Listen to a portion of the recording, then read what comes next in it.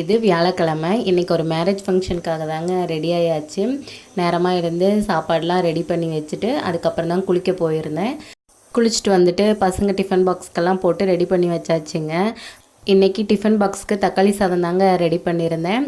தாளித்து சாதம் வடித்து ரெண்டும் தனித்தனியாக செஞ்சு கிளறி தாங்க கொடுத்துருந்தேன். இந்த லஞ்ச் பாக்ஸ் ரெசிபி வேணும்னா சொல்லுங்கள், உங்களுக்கு ஷேர் பண்ணுறேன்.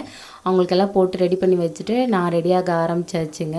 இன்றைக்கும் பசங்க வரதா தான் பிளான் பண்ணினாங்க.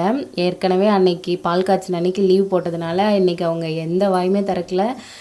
சொன்னோன்னே சரி மார்னிங்கில் அப்பவும் போகிறீங்களா, போயிட்டு வாங்கன்னு சொல்லிட்டு பாய் சொல்லிட்டாங்க. ஸ்ரீ சஞ்சு ஸ்கூல் பஸ் வந்து 8:20க்கு வருங்க. நாங்கள் வந்து ஒரு 7:45க்கெலாம் வீட்டிலேருந்து கிளம்பியாச்சு. ஒரு 8:30 போலலாம் வந்து மண்டபத்துக்கு வந்தாச்சுங்க. எடப்பாடியில் தாங்க ஃபங்க்ஷன்லாம் முடிச்சுட்டு அப்படியே பக்கத்தில் அக்கா வீடு இருக்குது. எப்போ வந்தாலும் அக்கா வீட்டுக்கு போகாமல் வரமாட்டாங்க. அதனால் அப்படியே அக்கா வீட்டுக்கும் போயிருந்தோம். போனோடனே அக்கா சூடாக டீ வச்சு கொடுத்தாங்க. இஞ்சி ஏலக்காய்லாம் போட்டிருந்து டீ சூப்பராக இருந்ததுங்க. நாங்களும் குடிச்சிட்டு வீட்டுக்கு கிளம்பியாச்சுங்க. பாய்.